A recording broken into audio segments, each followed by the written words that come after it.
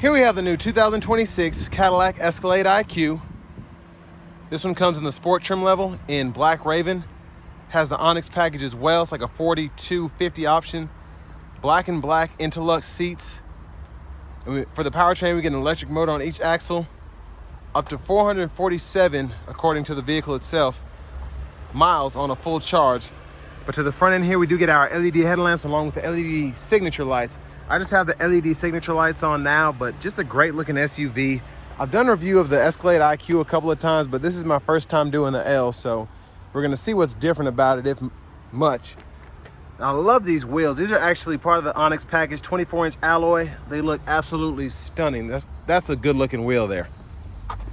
We get passive keyless entry on the front. And then to the door panel here, 3-stage heated cooled seats, memory seat functions, power seat functions, 4-way power lumbar support, 1-touch up and down windows. And then we have the power mirror controls. We can power fold those. They do have blind spot monitors. Power door lock controls are there. Now here we have our electronic parking brake, adjustable suspension. We can open the front, the lift gate. And then we have the pedals down below. Power tilt telescoping steering wheel. And then here's the seat itself. But a huge thanks to Cadillac of Murfreesboro here in Murfreesboro, Tennessee for allowing me to review this Escalade IQL today. I'll leave a link below in the description. But if you're looking to find the best price on one of these closer to home, click that second link down below. It takes just a minute to fill out your information. I'll make sure the local dealers are fighting to get you the best price on this or whatever new vehicle you might be interested in. But pretty tinted in the back there. So $139,540 is the sticker price. I have the seat up front adjusted for someone of my size, being 6'3" with longer legs. So sitting behind myself, this is the space. Not bad.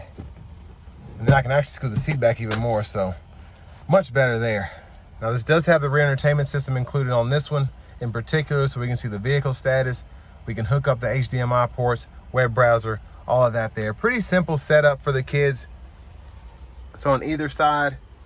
And then down here we have the rear AC controls with the 3-stage heated outboard seats, so we can adjust all of that there. And then the ambient lighting and lock or unlock the doors as well. But down here, 2 USB-C charge ports, 2 HDMI ports, and a 3-prong household plug-in right in there. And then right here, bottle holders in the middle. And then the AC vents, very nicely integrated here. You can barely even tell they're there. But there's a view of the front from back here. All glass roof. And there's the third row. Get a USB-C and a bottle holder on either side there. And plenty of space actually in this third row. I'm gonna test this out because I'm curious. So I have the second row seat all the way back. And wow, that's impressive. That's pretty good space, honestly. Top tethers integrated on the back of the seats, but man, I'm impressed by how luxurious it feels back here. Vents are right here, soft touch lighting. I mean, just nice. It's got the plastic still on this one. I'm gonna take it off. But yeah, it's very nice back here.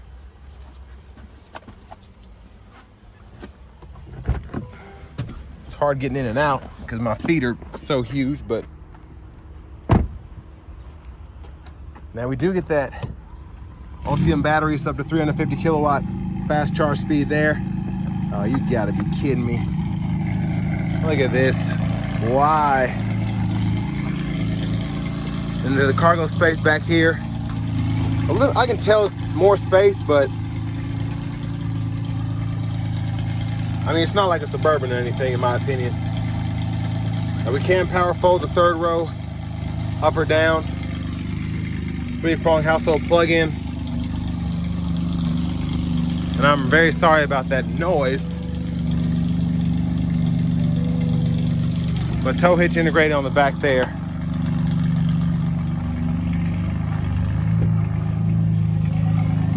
And you can hit this twice to tumble it. I think I just hit the screen. So you can hit that twice to tumble it, or just hit it once to fold it flat. Your lower anchors right there. Luckily those screens are pretty durable, but I don't know why that seat's so far back. But there's the front passenger seat. I'm gonna try and get to the inside of the vehicle as soon as possible so we can stop listening to that BMW.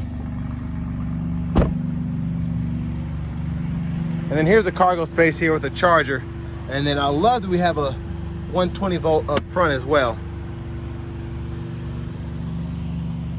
Now I'm gonna show off the blinkers just real quick.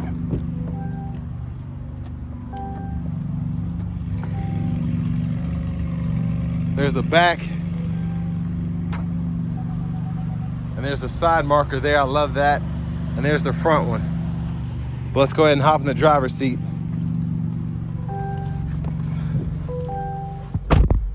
And this is a good test because you heard how loud that BMW was, but in here, almost gone. So great sound acoustics in here. Now you have to hold this button to get the front closed. But there's the horn. And there's a look at the screens. There's basically one fell swoop here. All this is one piece, and you have like a little gap there. And there's the passenger screen. But for the audio system, you do get AM, FM, XM along with Bluetooth audio. You also get the Google Assistant system. Your drive modes are right in here. Tour, Sport, Snow and Ice, Tow Haul. Turn on your one pedal there. And then vehicle status is in here so you can see kind of what's going on with everything. Tire pressure monitors, energy info, air quality, all that. If you want to use Google Maps, you can. The ambient lighting's right in there, you can adjust that. Now charging, this is what's important. So you can choose when to charge, what to charge it to. 80% gets me an estimated 358. So that's why I said 100%, 447. That's just based on this. So it might be a little higher depending on how you drive, or a little lower, just depends. Now down here, these buttons are pretty important. We don't have push button start. We just kind of get in the vehicle with the key fob and then hit the brake and it'll start. But if you want to leave the vehicle on, hit this, it'll stay on for up to 60 minutes. Or if you want to cut it off without getting out, hit that button down below. That opens a glove compartment and there's a storage in there. Pretty good space, and I like the lighting in there as well, that helps. And then over here, entertainment hub, this is what we can use to get the front passenger screen on or off there. You can decide what you want shown on there, whatever. Auto park assist right here. And that's actually pretty good, at least on the Hummer. So if it's good on the Hummer, it should be pretty good on the Escalade IQ. And then down your settings here, vehicle settings include your teen driver, rear seat reminder, buckle to drive, and then your Super Cruise lane change. And if you scroll down to system settings, change your language here, units of measurement here. Now your backup cameras here, guidelines follow you as you turn the steering wheel. You also get the front view there, the front camera, curbside views. And there's just a lot that you can really see. And then you have the hitch view as well. Now, down here, there's the other half of your controls. So we have our electronic child safety locks, universal home remote, rear steering, we can toggle that. And then the heads-up display controls, all of that in there. Motion sensor, if you want to turn that on or off, you can. The rear automatic braking. And then if you want to unlock or lock the doors here, you can do that as well. Dual zone automatic climate controls for the front. And again, we have it for the second row. And then the third row has its own climate as well. So you can adjust all of that from the front if you want to. Fan direction, heated cooled seats. And then your headlamps right in here. You don't have a button for those either, but auto's pretty good most of the time. And then this actually toggles the camera with the push of a button there. And then your lane keeping system as well. But auto high beams are in here if you want to turn those on or off too. And you do have a little space behind the screen itself. You want to throw your phone there. But wireless charging pad here, wireless charging pad here, volume knob here, click that to mute. And then you can use this if you don't want to use a touch screen to go through all of that there. Bottle holders, center console cubby space. You do have an HDMI and a USB-C port there, as well as 2 other USB-Cs and a 12 volt. So you can use that if you want to use something on that passenger screen. But rear camera mirrors here. Hazards are right there if you ever need them. There's a look at the back seat from up here. And then vanity mirror. But back to the steering wheel itself, left side stock, wiper fluids here, windshield wipers, rear wipers, fluid there. And then your shifters over here. So hit the brake, pull up for neutral, pull and up for reverse, pull and down for drive, press P for park. Left side of the steering wheel, behind it, you have the regenerative braking. You can toggle if you're not in one pedal mode. You can mess with the levels there. And then we do have Super Cruise here. So to activate the cruise, turn that on. And then once the indicator comes on, you can get the hands-free driving with that button. Heated steering wheel toggle, and then this cancel button here. If you're in adaptive cruise and you want to go to regular cruise for whatever reason, hold that there and you can go between regular and adaptive. Set your speed here, and then the gap adjust for that, and the forward collision alert is right here. You get a little animation showing you how far out you are. And then if you want that VMAX for the maximum power output, push that button. Voice recognition, mute, tracklist, radio station presets, pulls up the Bluetooth here. This is for the audio sources. And then this is also kind of like a button. So if I hit that, I can scroll through there and also mess with my volume up or down here as well. The trailer brake controller is there. Almost forgot the heads up display. It's right there. See how far I can zoom in. Of course now, oh, there it is right there. You can barely see it. It doesn't flash like that, that's just the camera. But finally, here's the key fob with remote start. And next it's time to go ahead and take this 2026 Escalade IQL Sport out on the road for a test drive. So starting the test drive in this Escalade IQL, like the regular Escalade IQ, I absolutely love what you get in the driver's seat here. The screens look great, steering wheel looks great, love the shifter, the AC controls down below. Everything feels so premium in this vehicle. And I have it in sport mode now. Quick to come out of corners. The 4-wheel steering definitely gives you that more secure feeling behind the wheel when you have to make tough turns.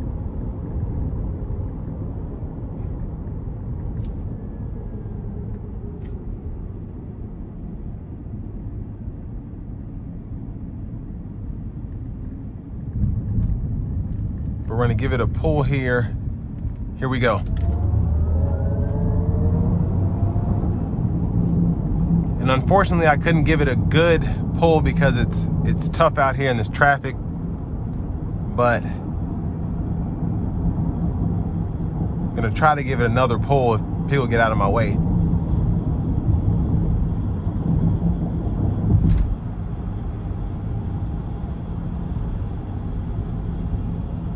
It's just looking like that's not gonna happen.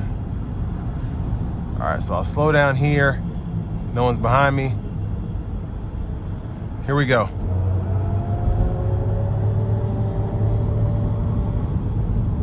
So not a full battery, but still it got up to speed very nicely. But we do have the Super Cruise.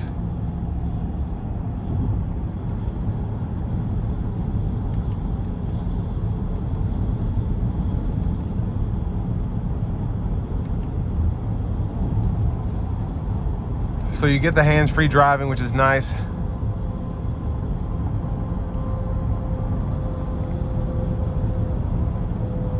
But I do want to give one more thanks to Cadillac of Murfreesboro for allowing me to review this Escalade IQ today. I'll leave a link below in the description.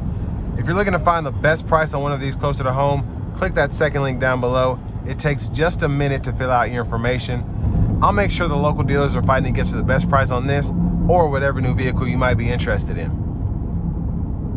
But ride is very good, even with it being a very heavy EV. Ride quality is fantastic. There's a lot that kind of goes into that to make sure that that can happen. including this adaptive suspension, but it's an impressive SUV. It really is. Now at a little under $140,000, this thing is not cheap by any means, but you get a 447 mile range battery, tons of luxury here, and it's really nice.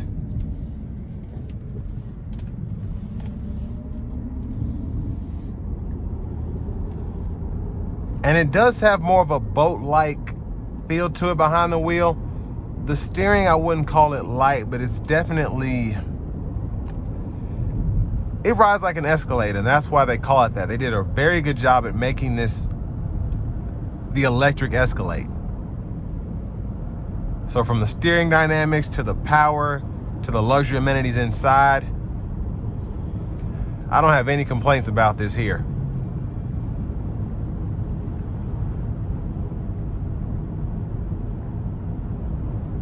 And with it being an EV, even on these 24-inch wheels that are alloy, not hearing a ton of road noise here.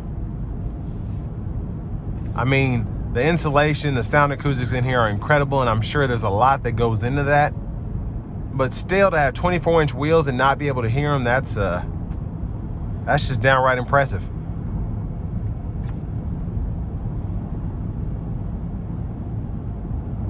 Now again, with it being on an EV platform, it rides pretty well. It doesn't float down the road like an Escalade. As I hit kind of every imperfection in the road, I just get a slight, almost like riding on a cruise ship, you know what I mean?